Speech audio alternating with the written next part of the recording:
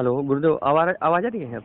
हाँ हाँ, बोलिए। अब बताया क्या प्रश्न था आपका? भी आपने कुछ पूछा था। हम ये कह रहे थे गुरुदेव कि क्या ब्रह्मरंध्र और सहस्त्रार दोनों अलग अलग होते हैं ना? हाँ, बहुत अच्छा प्रश्न किया आपने। जी, तो हम। देखिए, हमारा जो ब्रह्मरंध्र है जी बिल्कुल ये अलग होता है। जी और हमारा सहस्त्रार चक्र जो होता है वह जी स्थिति तो उसकी ब्रह्मरंध्र में ही होती है, जी। लेकिन थोड़ा सा आप कह सकते हैं कि जिस स्थान पे ब्रह्मरंध्र का स्थान माना जाता है उससे थोड़ा सा पीछे के तरफ और ऊपर, हल्का सा जी पीछे और ऊपर की तरफ हमारा सहस्त्रार चक्र स्थित, उसकी स्थिति मानी जाती है। जी। तो और यहाँ गुरुदेव, हो सकता है जी हम सहस्त्रार तक तो नहीं पहुंचे हैं।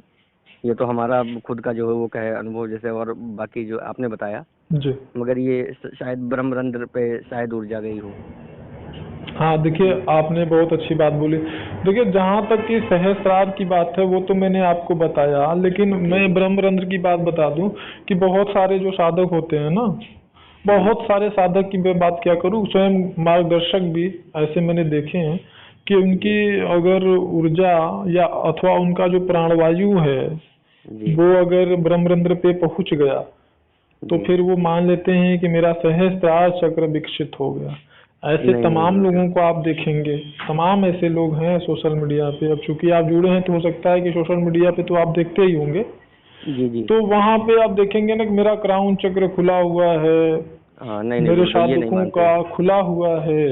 हाँ, जबकि हम ब्रह्मरंध्र खुद में अपनी क्या बात कह होता रहे है? हैं गुरुदेव कि हमारा जो इतनी योग्यता मेरे में नहीं है। ये और ये हम खुद जानते हैं कि सहस्त्रार जागृत देखिए, होने के बाद भी हम बहुत कुछ कर हम सकता है हम इंसान। बिल्कुल ये बात नहीं कह सकते हैं कि आपकी सहस्त्रार चक्र खुली है कि नहीं खुली है, खुलेगी कि नहीं खुलेगी, आपका जी ये जी आखिरी जन्म है कि नहीं है। क्योंकि इन जी सब चीज़ों में मुझे बहुत समय लग जाएगा, लेकिन मैं ये शोध नहीं कर सकता हूँ। लेकिन हाँ, मैं इतना जो आपने कहा ब्रह्मरंध्र की बात, तो मैं आपको बता दे रहा हूँ कि जहाँ तक कि ब्रह्मरंध्र की बात है, साधक यहाँ पे, गुरु मार्गदर्शक यहाँ पे भ्रमित इसलिए हो जाते हैं कि जब ये खुलता है, पहली चीज तो इतना आसान नहीं होता है इसका खुलना। यहाँ जी पे जब लोगों का प्राण वायु जाता है ना, तभी से लोग मान लेते हैं, और साधना में थोड़ा सा ढील ढाल या फिर लापरवाही या बिना गुरु के तो इतना अनुशासित जो है कोई साधना कर ही नहीं पाता है कि वो ब्रह्मरंध्र खोल ले। तो यहाँ नहीं नहीं पे जैसे ही उनकी प्राण वायु, चूंकि प्राण वायु और कुंडलनी शक्ति दोनों चीजें अलग अलग हैं, बिल्कुल अलग हैं, और यहाँ जी पर भी जी। साधक भ्रमित होते हैं। हाँ उनकी गुरुदेव, अगर प्राण प्राण प्राण गुरुदेव, मेरा जो कहे मानना है जी कि पहले जब जागृत हुई थी तो मेरी प्राण वायु जागृत हुई थी, कुंडली शक्ति बाद में उठी थी। जी। हाँ, पहले जो है प्राण वायु जो तो है। यहीं पे ना लोग भ्रमित हो जाते। देखिए, जैसे हाँ। जैसे हमारा प्राण वायु ऊपर बढ़ता है जी जी वैसे वैसे हमारी साधना में कठोरता की ज्यादा से ज्यादा आवश्यकता होती है।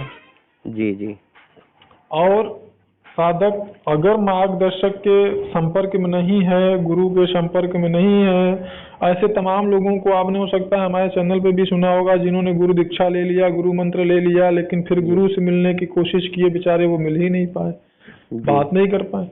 तो फिर ऐसे लोग साधना में आगे थोड़ी बढ़ पाएंगे। नहीं नहीं देखिए, गुरुदेव। साधना में एक ही शर्त है कि जब आप आगे जा सकते हैं कि जब आपका कंठ खुल जाए, जी पूर्ण रूप से आपके कंठ चक्र का अगर विकास हो गया है, जी उसके बाद में यदि आपका मार्गदर्शक से संपर्क नहीं हो पाता है स्थूल रूप से, तो भी आपकी साधना, अगर आप अनुशासित रूप से गुरु या मार्गदर्शक के निर्देश का पालन करते रहेंगे तो जी आप आगे बढ़ते रहेंगे। लेकिन अब ये कहिए कि आपका गुरु से बात नहीं हो पाया, यहाँ तक कि आपकी कुंडलिनी जागृत तक नहीं हुई है, चूंकि जागृत होने में और ऊर्ध्व होने में बहुत बड़ा फर्क होता है।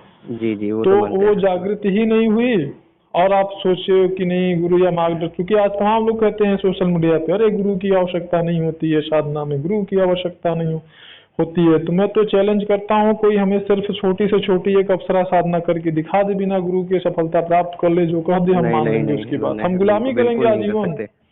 किसी ना किसी को तो गुरु बनाना ही पड़ेगा। अगर किसी ने, मैं अपने चैनल पे हमारे अप्सरा साधना के साधक और साधिकाओं के भी अनुभव हमने प्रकाशित कर रखे हैं, और मैं कराता भी हूँ, और सिर्फ एक ही अप्सरा की साधना भी कराता हूँ। देवी उर्वशी की अन्य किसी अप्सरा या क्षणिक किन्नरी इत्यादि की साधना में नहीं कराता हूँ, जहाँ तक कि अब जी छोटी साधनाओं की बात है।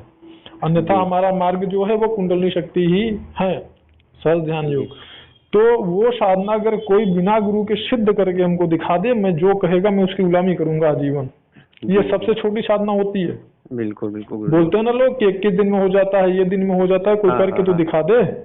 तो मैं नहीं मानूं नहीं। कि बस ऐसे ही कि हाँ भोले बाबा को गुरु मान लिए।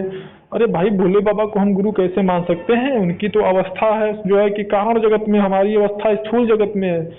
हम उनको बिल्कुल कैसे बिल्कुल। अपनी समस्या को बता देंगे और समाधान प्राप्त कर लेंगे? नहीं बिल्कुल नहीं, रही ये वहां बात तक पहुंच ही आस्था की नहीं बात है। है, आस्था, विश्वास, प्रेम, यह जी भक्ति योग के अंतर्गत आता है। जी जी। और ये जो साधनाएं हैं, ये तांत्रोक्त साधनाएं हैं। जी बिल्कुल बिल्कुल, ये तंत्र तो से जुड़ी हुई हैं। ये जो तांत्रिक साधनाएं हैं, और जी जहाँ तक आदिशक्ति कुंडलिनी देवी की उपासना है, साधना है, तो यहाँ पे बिना गुरु के साधना तो बिल्कुल संभव ही नहीं है। हाँ, अगर कोई कहता है आपको बेवकूफ़ बनाने के लिए, आपको लूटने के लिए, आपसे गुरु दक्षिणा लेने के लिए, धन अर्जित करने की अगर हमारी मानसिकता है, तो निश्चित रूप से हम आपको ये बोल सकते हैं कि बेटा एक बार हमसे गुरु दीक्षा ले लो, फिर तुम साधना करते जाओ, आगे बढ़ते जाओगे। तो वो अलग जी चीज हो गई। जी जी। तो ब्रह्मरंध्र पे होता ये है